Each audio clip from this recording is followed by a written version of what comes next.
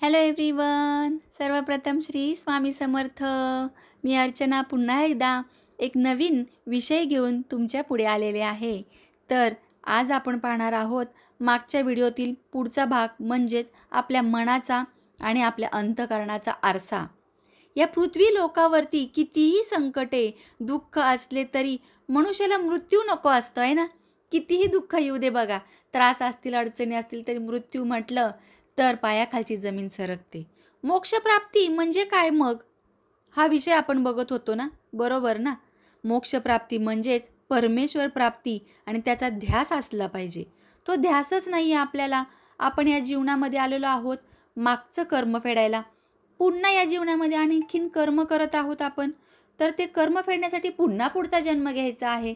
तर तेच मागच्या व्हिडिओमध्ये तुम्हाला मी सांगितलं.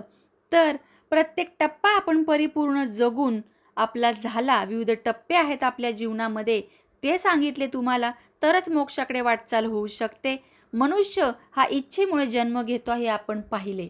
अनेकांना खूप घरामध्ये चिडचिड, टेन्शन, भांडणं, त्रास, आजारपण सुरू आहेत.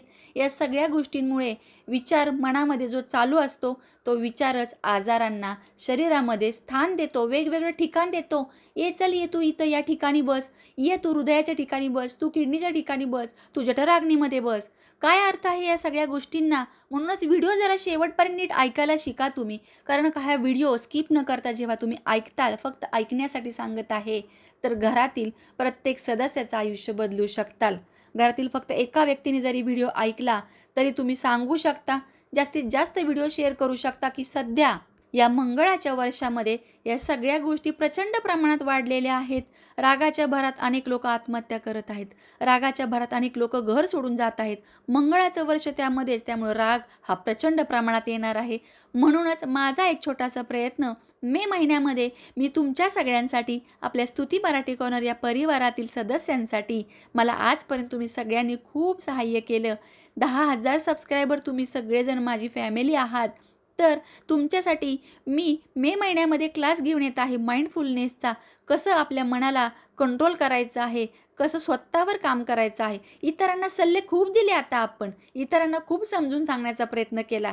बास, आता स्वतःवर लक्ष देऊया आणि स्वतःची चिडचिड, स्वतःचा होणारा मनस्ताप थांबवूया. त्यासाठीच जरूर माझ्या या विषयाकडे आपण वळताना एकदा विचार करा आणि कमेंट करा. मला सांगा किती जणांना हा त्रास होत आहे. प्रत्येकाला आवडेल का तुम्हाला या क्लासमध्ये जॉईन व्हायला? पण ब्रह्ममुहूर्तावर हा क्लास घेणार आहे बरं का मी, एकदम मनाच्या तयारीनुसारच.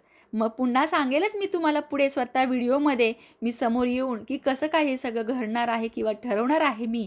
पण तोपर्यंत मनाची तयारी करण्यासाठी हे काही व्हिडिओ तुमच्यापर्यंत पाठवण्याची कळकळीची इच्छा आहे. तर तोच अथक प्रयत्न सफल व्हावा हीच स्वामींचरणी माझी इच्छा आणि तुमच्या सगळ्यांना मनापासून विनंती की व्हिडिओ ऐकून जास्तीत जास्त शेअर करा. आता पत्रिकेनुसार मी तुम्हाला सांगत आलेले आहे. तर आज मनातील चतुर्थ भाव जो आहे म्हणजे मन आहे. आपल्या मनातील विचारांना कक्षा नाही आहेत. म्हणजे वेगवेगळे कप्पे नाही आहेत. मनाला बंधनात ठेवता येत नाही आहे. कारण ते उदबत्तीचे धुरासारखे इथं तिथं भटकत असते, नेमके कुठेही ते जाते. बरोबर ना? उदबत्तीचा जसा अगरबत्तीचा धूर घरभर पसरतो, नंतर दिसेनासा होतो, पण तो कुठे ना कुठेतरी चिकटलेला असतो. तसंच मन हे असंख्य वासनांचे घर आहे. काहींना काही सारखे हवे असते, हे पाहिजे, ते पाहिजे, ते पाहिजे. मन काही समाधानी नसते.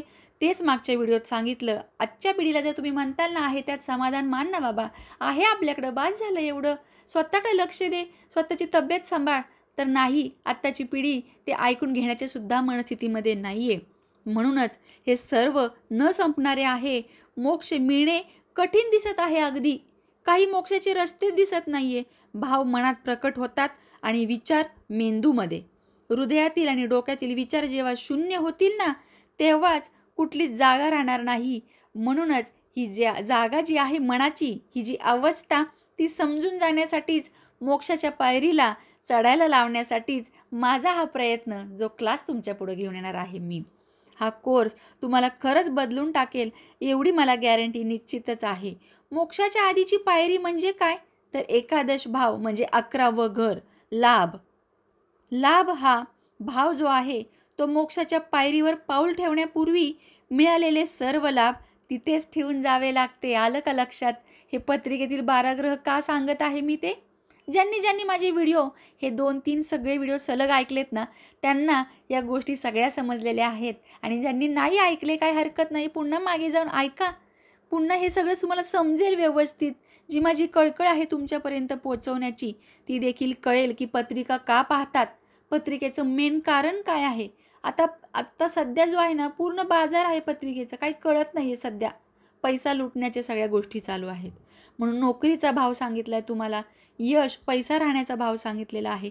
तर मोक्षाचा भाव कुठला? तर एकादश भाव, जिथे सगळे लाभ मिळतात आपल्याला त्या एकादश भावामध्ये. पण या सगळ्या इच्छा, आकांक्षा यांचं परिमार्जन होणे काही सोपे नाही आहे. आणि म्हणूनच मोक्ष मिळणे सुद्धा तितकेसे सोपे नाही. अनेक जण सांगतात नामस्मरण करा मोक्ष मिळेल, नामस्मरण करा मोक्ष मिळेल. अरे नामस्मरणाने तर मनावर परिणाम होतो. मन समाधान मानण्यासाठी तयार होऊ लागतं. आलं लक्षात? आणि म्हणूनच मोक्ष मिळावा लागतो. तो म्हणजे या सगळ्या इच्छांना मारायचा आहे आपल्याला. आपलं मन संसारातून बाहेर काही येतच नाही. किती म्हातारं झालं, किती वयस्कर झालं तरी बघा बरं तुम्ही, अनेकांची उदाहरणं आहेत. संसार म्हणजे सार, जे नेहमीच पातळ असते. आता इथे सार म्हणजे सूप वगैरे लिक्विड, जे नेहमी पातळ असते आणि न आटणारे प्रेम तिथे असते. अजून हवे संपत नाही आणि माणूस त्यामध्ये अडकत जातो. मोक्ष मात्र दुरावतो. कळत नकळत तो मोक्षाच्या दूर जातो. इच्छा आहे तोपर्यंत मुक्ती नाही बरं का. षडरिपू इच्छा आपले पाय मागे ओढतात. म्हणूनच साधना, नामस्मरण आपल्याला यातून बाहेर काढण्यास मदत करते. म्हणूनच बघा गुरुचरित्रामध्ये अध्याय आहे, त्यामध्ये सांगितलेलं आहे, जेव्हा दत्तात्रय दिगंबर तिथे बसलेले होते नदीकाठी, तेव्हा एक मनुष्य नेहमी यायचा, तिथे झाडू वगैरे मारायचा, धोबी होता तो. तर त्याची इच्छा होती की मी देखील या राजासारखं जीवन जगावं. त्या पाण्यातून येताना नावेतून तेव्हा पाहायचा त्या राजाला, राजासोबत सगळ्या राणी वगैरे सगळं. तर तेव्हा साक्षात दत्तात्रयांनी सांगितलं की तुझी ही इच्छा आहे, त्यामुळे तुला मोक्ष काही मिळणार नाही, तुला पुढचा जन्म घ्यावा लागेल. या सगळ्या गोष्टी इथून तिथून फिरून या मोक्षापाशीच येतात. पण यामध्ये देवसुद्धा काही करू शकत नाही. जर तुमची इच्छाच अडकली, मन त्यामध्ये अडकले, तर कसं तुम्ही मोक्ष मिळवणार? म्हणून स्वामी समर्थांच्या कृपेने या वर्षात एक उत्तम साधक बनण्याचा प्रयत्न करायचा आहे. कुणी बघितलंय मोक्ष? पण खरंच मोक्ष मिळणार असेल त्यासाठी साधना तर करूया वेगवेगळ्या प्रकारे. नामस्मरण तर करतोयच आपण, पण मनाला बांधायचं आहे. ते कसं बांधायचं आहे तेच मी तुम्हाला शिकवणार आहे, जेवढं मला येतंय तेवढं. मी असं म्हणत नाहीये की मी यामध्ये खूप हुशार आहे, तरबेज आहे, पण काय हरकत आहे ना माझ्यासोबत तुम्हाला करायला. आणि फ्री क्लासेस देखील घेईल मी. त्यामध्ये तुम्हाला कळेल की नेमकं आपण स्वतःवर म्हणजे काय काम करणार आहोत. ब्रह्ममुहूर्तावर नेमकं काय करू शकतो आपण एवढ्या सकाळी उठून. तर आपल्या जीवनात जे अशक्य वाटणाऱ्या गोष्टी आहेत त्या सहज शक्य होतात. फक्त एकच गोष्ट आपल्याला हवी आहे, ती म्हणजे दुर्दम्य इच्छाशक्ती.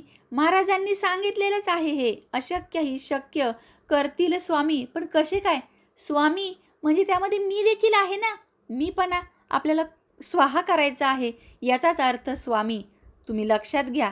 कळत नकळत तुम्हाला भरपूर काही सांगितलेलं आहे. ज्याला कळालं त्याला कळालं, ज्याला नाही कळालं त्याने व्हिडिओ पुन्हा एकदा ऐकण्याची खरंच गरज आहे.